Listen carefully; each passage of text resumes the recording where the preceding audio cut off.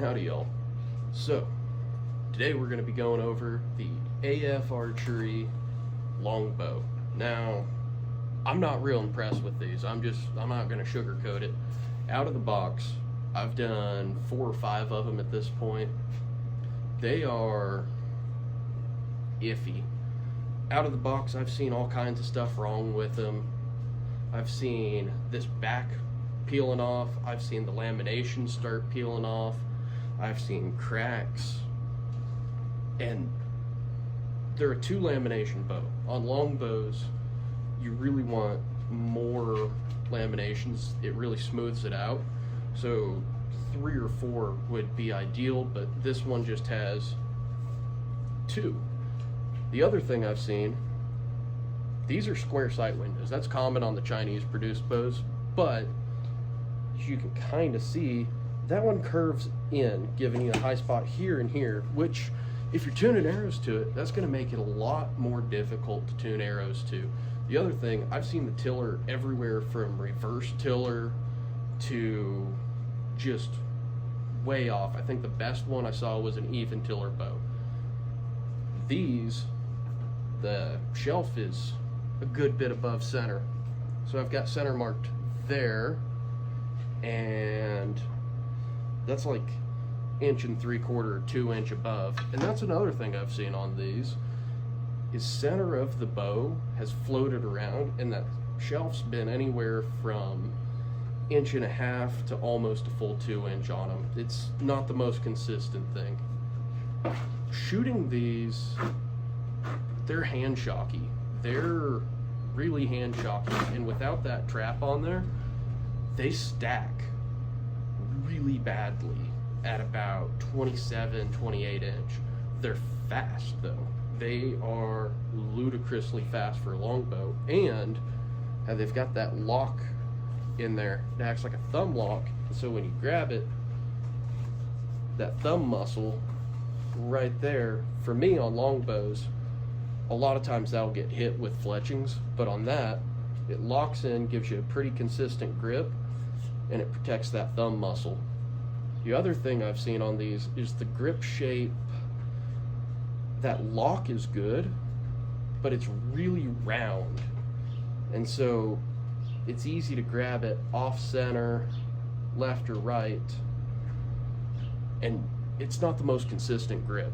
So what I've done is I've reworked a couple of them. I'll put these side by side. I opened up that sight window a lot, rounded this out pretty heavily. That way tuning arrows to it is easier. It gives you a single point of contact instead of multiple points of contact along there. Even with a rest on there, on a flat one, it just, tuning arrows gets a little more difficult. The other thing I did is I put a trap on it. This one started as, I sanded it off, but I want to say this one started as a 55 and it ended up at a 46 once I threw that trap on there. It just smooths it out so much. Now this one here stacks right at about 29 is where it starts stacking, and it's still really fast. I would say that smoothness you gain is well worth the poundage loss. The other thing I did, glued all of these overlays back down, fixed cracks in the riser, put a really good finish on them. That's one thing on these. This is the factory one, and as you can see, that finish, if you just, it's so soft. I can't imagine that would be weather resistant at all. And so these are sprayed with the same finish that goes on the Great Plains bows, the crystal conversion varnish. And you can see it's way thicker, more scratch resistant.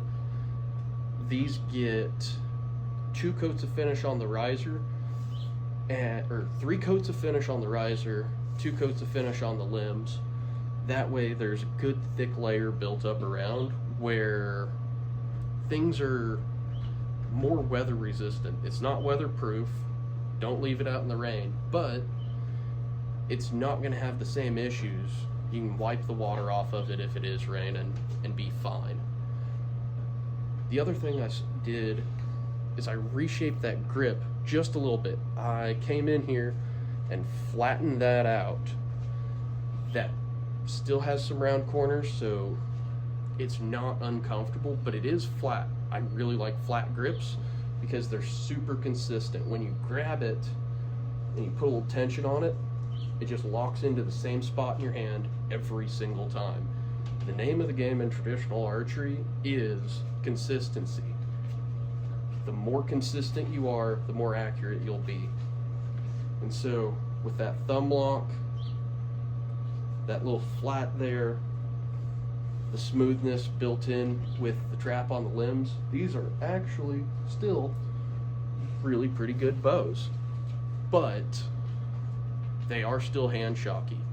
You could mitigate that with a strap-on quiver, throw that on there, and that'll knock down the hand shock just a little bit. But it is a longbow, and longbows are inherently going to be more hand shocky than a recurve, just because there's so much mass in the limb and it's moving in one direction, and so it's going to transfer into hand shock. But that shouldn't scare you away from longbows. Longbows are a lot quieter than recurves, and they're a lot of fun. So if you'd like to get you one of these that's been reworked by me, check out my website, Nick Brandstein Bows. There will be a link in the description, and there's other bows on there as well. I'm going to be making videos on all of the reworked bows I'm doing. I might do some videos on reworking a bow from start to finish. Check out the website. If there's anything there that catches your eye, that'd be awesome. Bear with me though. I built that website sort of using Shopify. I don't know what I'm doing. There's a reason that I am a full-time bowyer and build really fancy springs out of wood and fiberglass rather than computer programming.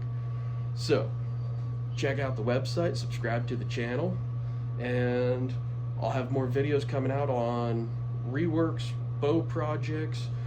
If you got any ideas on videos you'd like to see, arrow tuning made simple, or how to shoot a bow, or why I do certain things on these, let me know, leave a comment, and I'll make a video. Thank you guys for watching. I really appreciate it. Have a good one.